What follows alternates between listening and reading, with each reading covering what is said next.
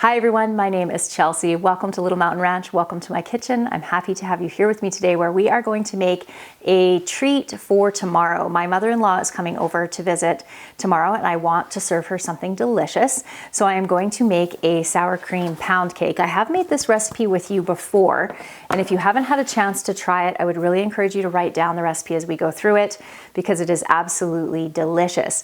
It does have coconut in it, and I'm not someone who likes coconut, but in this recipe, it is so good, and it is the perfect dessert to serve company.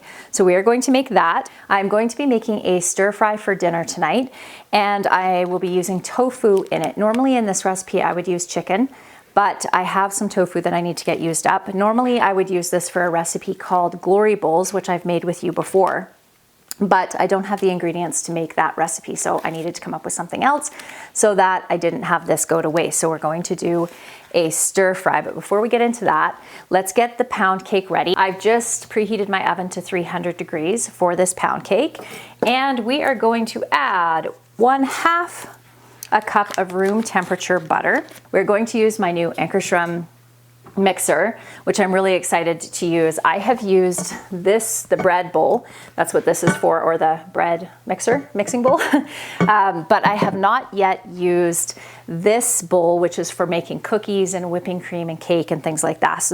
So this will be the first time I have used it for that. I had lots of people ask me in my last video how I was liking it, and so far I love it. Okay, so we are going to use 1/2 pound of room temperature butter, and this isn't exactly room temperature, it's kind of frozen a little bit on the inside, so I'm going to cut it up into some smaller pieces so that it mixes a little bit easier, and I'll mix the butter up first till it's a bit smoother before I add the sugar to it. So 1/2 pound of butter is 1 cup of butter. Okay, it's not too bad actually, just cold. Let's set our speed here around there. That's pretty nice. Oh my gosh. What a gorgeous machine. Honestly, my friends, I love this machine so much. So we'll let that mix. We are going to grab our sugar over here. And the recipe calls for 2 cups of sugar, but we're just going to use 1.5 cups of sugar in this part of the recipe.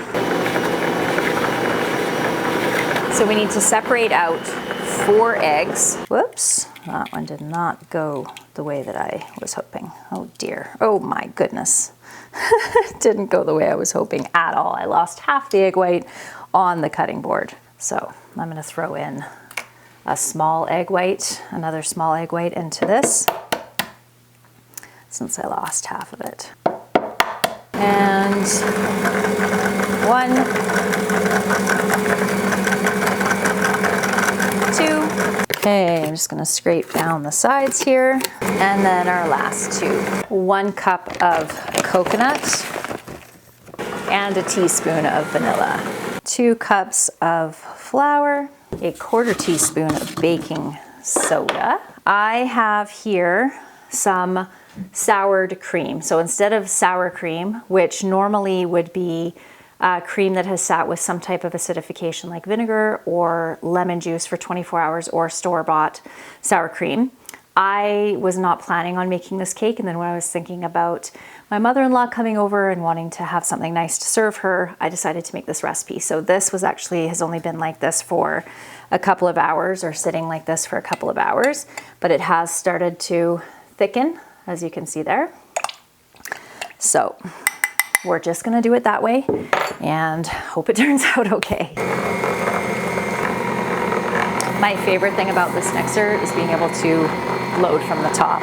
The company that I bought this from, they are out of them right now, but I asked them if they could let me know when they got them back in again, because I had lots of people asking about them.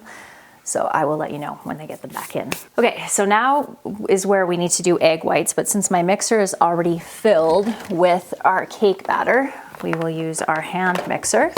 And then we are going to add 1/2 cup of sugar to this. So we're gonna beat these until they have stiff peaks, and then we'll add hopefully 1/2 cup of sugar. Room temperature eggs will whip up way faster than if they're cold, so make sure you let your eggs come to room temperature. for this recipe and any other recipe where you're going to make a meringue. We have some stiff peaks on our egg whites. We're gonna add a half a cup into this of sugar. I think I underestimated the size of bowl I would need here. We'll make it work.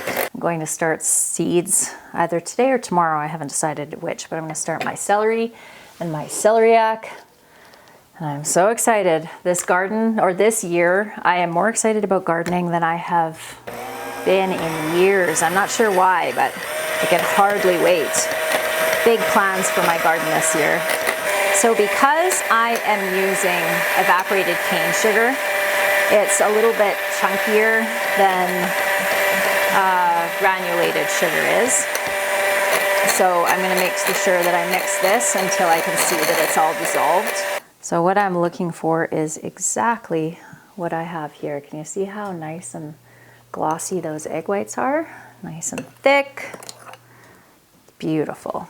Okay, so we wanna fold in our egg whites.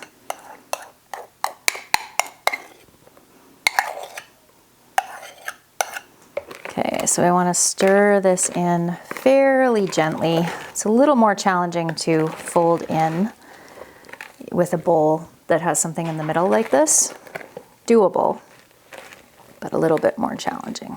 Okay, now we are going to grease our bundt pan. This is the bundt pan that I'm going to use, and I'm just going to grease this up. Let's get our mix, one more gentle mix here. And that's a nice handle actually for holding that. And we're going to put this evenly distributed in our bundt pan, and then we're going to bake this for an hour and a half at 300. That's why the temperature is a little lower than you would normally do a cake, because this is such a heavy cake. It needs extra time at a lower temperature to actually cook through. I have some paper towel down on here, so I'm going to put my tofu on here and let my paper towel soak up some of the moisture out of this. The drier you get it at this point, the crispier you can get it when you're cooking it in the oven, so you can see all that water in there. So there's two different ways that you can cook. Well, I'm sure there's many more ways than these two ways, but the two ways that I cook tofu are like I'm going to show you now, and also on the stove. And I think you've seen me do that before when we've done glory bowls, where I just fry it in some olive oil, and that works as well. So we're just gonna grab a bowl and cut up our tofu into some, I don't know, rough size cubes. And I like using extra firm, organic extra firm tofu. And if you really want to get carried away, you can dry it off again once you cut it, because more of the liquid will come out of it.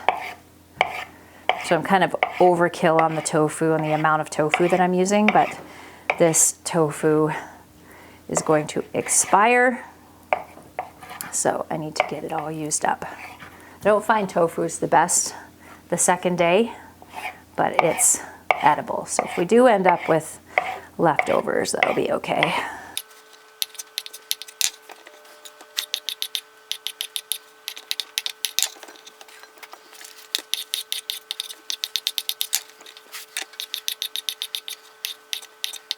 So there is our tofu, and into this, we're going to add some olive oil, a fair bit of olive oil. We want to coat our tofu.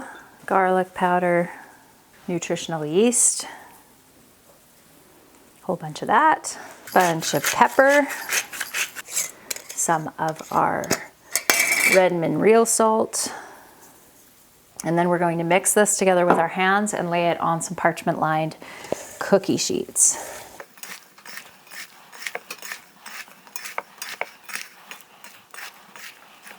Just like so.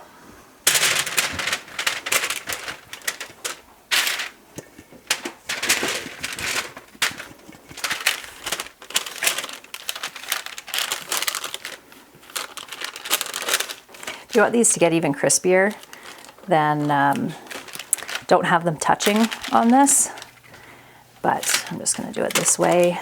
And we'll roast these at around 350, 375 or so in the oven once our cake comes out. So I think what we're going to do, since it's only 3:20 right now, and I don't need to get supper going for another hour. So we're gonna run down and take a peek on my sheep right now and see how they're doing. I'm keeping a really close eye on my sheep right now because number one, they're really late in their gestation and I want to be available if there's any issues with lambing. Number two, one of my sheep, the last time we went out, it was yesterday for me, 2 days ago for you guys. One of my sheep was laying on her side and she seemed fine. I got her up, she's eating, she's drinking, she seems totally fine. But there is something that sheep can develop at the late stage of their gestation called pregnancy toxemia. And it's caused by an insufficient amount of glucose in their bloodstream. So I'm wanting to keep a really close eye on her. One of the early symptoms of pregnancy toxemia is a little bit more lethargy at the very beginning of it. And if I catch it at the very beginning of it, her chance of survival is fairly high. So if she seems at all off today in any way, shape, or form, I'm going to treat her with something called propylene glycol, which I happen to have in my animal first aid kit. Because it won't cause her any harm to treat her with it, but not treating her will cause her harm. So when we go down to look at her today, if she seems in any way lethargic or if she's lying down again in a weird position or anything like that, then I'm going to treat her. Hopefully she's fine, I'm sure she is, but let's go grab a toque and a jacket and we'll head out and check it. I just decided to do a little research before I came out here and found that the propylene glycol is not going to cause the sheep any harm at all. So there's no harm in giving it to her, whereas if she is in the early stages of ketosis, this could save her life. So it's worth it to just give it to her now, even if she's fine. I was grateful for the sun today because I got out and went for a walk this morning in it, and it just was beautiful. Trying to get out and walk every day right now in preparation for the fact spring's coming. I always really feel the winter in my body, the fact that I didn't move as much as I do for the rest of the year in the springtime when I suddenly go from being more stationary or more sedentary, I guess, in the wintertime, then we're straight into full out gardening mode in the summer. In the spring. Hi! Well, you look just fine. Look at her, she looks fine. How you doing? You doing good? I'm just gonna give you a little treat here, okay? We're gonna call it a treat. Girl. Good girl. Good girl. I'm probably not gonna like it as much the second time. That's a good girl. Doesn't taste too bad, hey? Okay, there we go. She didn't seem to mind that too bad. She doesn't look too impressed with me right now, but the rest of the sheep are all looking good. Let me see her, she's eating the snow. Why are you eating the snow, you silly girl? This girl is looking so pregnant. She's huge. I'm gonna put some fresh minerals in here too. Once the babies come, it really starts feeling like spring. Hi, Maple. Hi, guys. What are you guys up to? Hi, Oaks. Oh, such a good boy. Hi, Maple. Hello.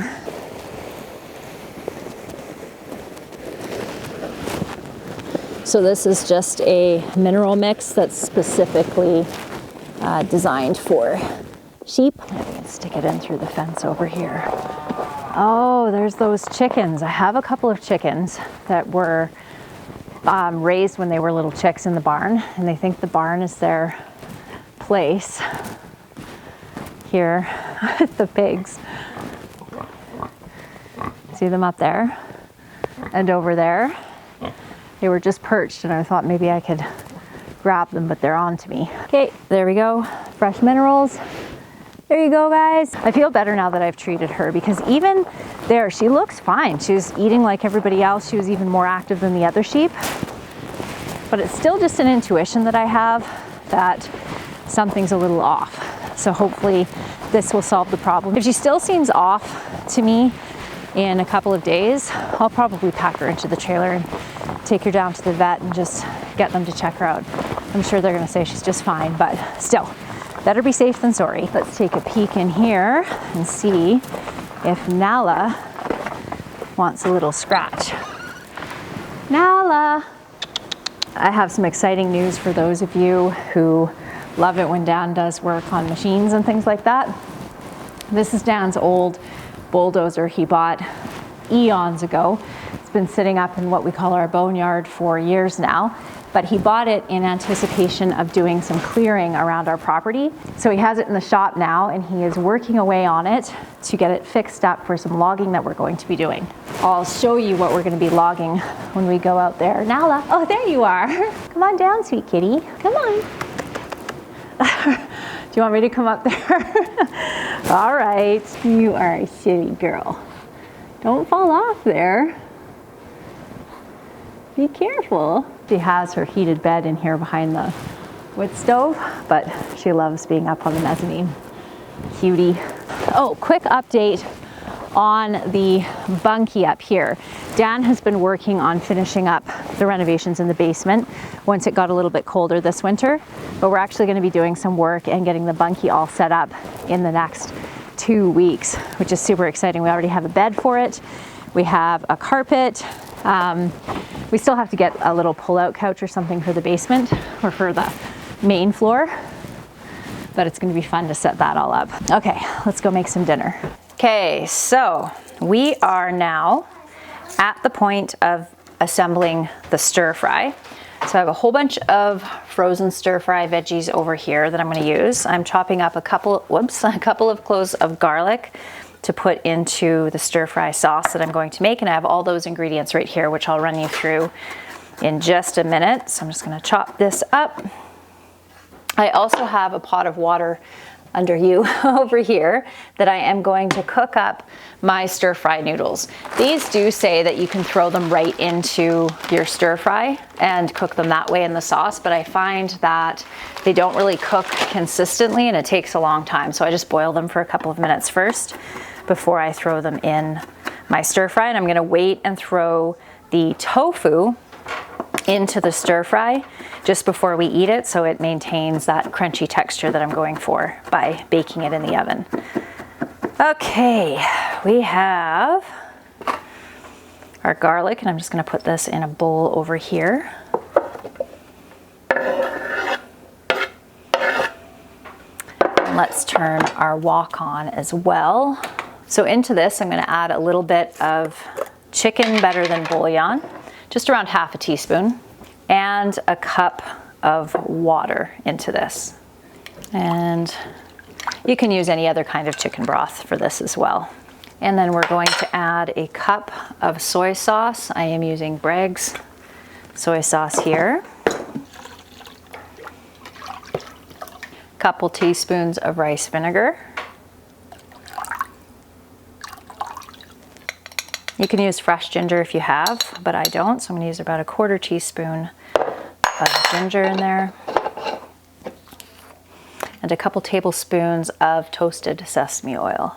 And we're also going to add a couple tablespoons of honey into this as well. Need to refill my little honey bears. This is a stir fry mix from Costco that we got, and it's really good. It's tasty. Okay, we have our water hot over here. Okay, I'm just gonna add some extra olive oil to this pan here. And I have our sauce over here. And I'm just gonna add a little bit of cornstarch to this. And you know what I think I'm gonna do to make this easier on myself is dump this into this mason jar. I think I'll add a little bit more honey to that as well. And a couple tablespoons of cornstarch. There, now it's ready. Put the rest of our noodles in here, and then we can just throw all this together. I'm excited about eating all these veggies. I'm very much into veggies right now. This is where we're at in the pantry challenge. I haven't had fresh veggies in a couple, or 6 weeks, a little under, I guess, because we did have some for the first week of the challenge. But whenever I mention anything about the pantry challenge, I always get a few comments saying that Jessica from Three Rivers Homestead, who is the person who started this challenge, or the idea for this challenge, talks about how you can modify it to your own circumstances and do it whatever way you want. So there's lots of people that do it, and they do $30 a week in fruits and veggies. But it was really important for Dan and I to try to do it without going to the store at all. And so far we've been successful, and it's been a huge learning experience for us. And we've shared about that halfway through the challenge, but we'll talk more about it towards the very end of the challenge. But it was really important for us to see if we could do it, to see how much of our food we actually consumed. And I always get a couple of people that say that wouldn't it be easier to do it in the summer when you have all of those, or access to all the vegetables and the fruit in the garden, and it would be easier. But I guess for me, that's kind of the point, is I wanted it to be an actual challenge. I wanted to see where the weaknesses were in my food storage, areas I could improve on, how much food we would actually need if we couldn't go to the grocery store. Questions like that were my motivation. A lot of people's motivation is to get through some of the things that they have that have been sitting in the back of their food storage. And there was a component of that for me around wanting to eat through some of the beans and rice that we had stored. But our main motivation was the aforementioned reasons. So that's why I'm not doing that.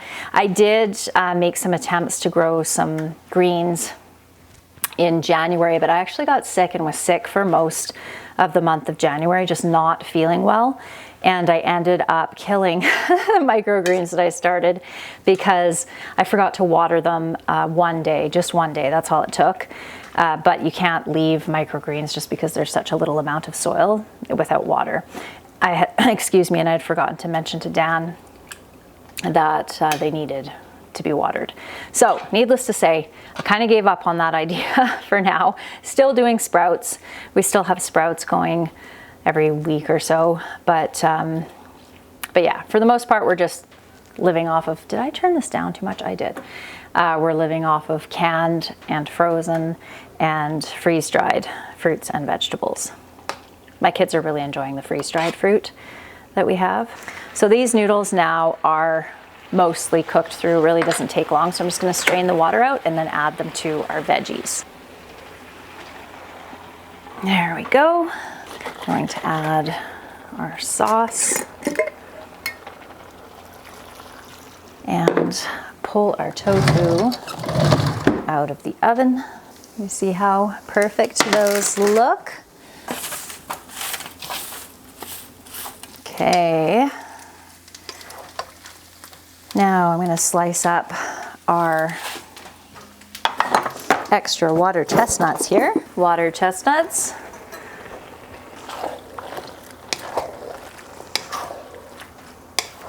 Now our tofu. Yummy.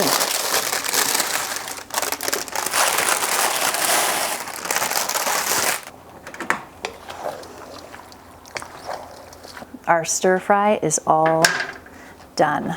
Doesn't that look good? I'm excited about this. Yum.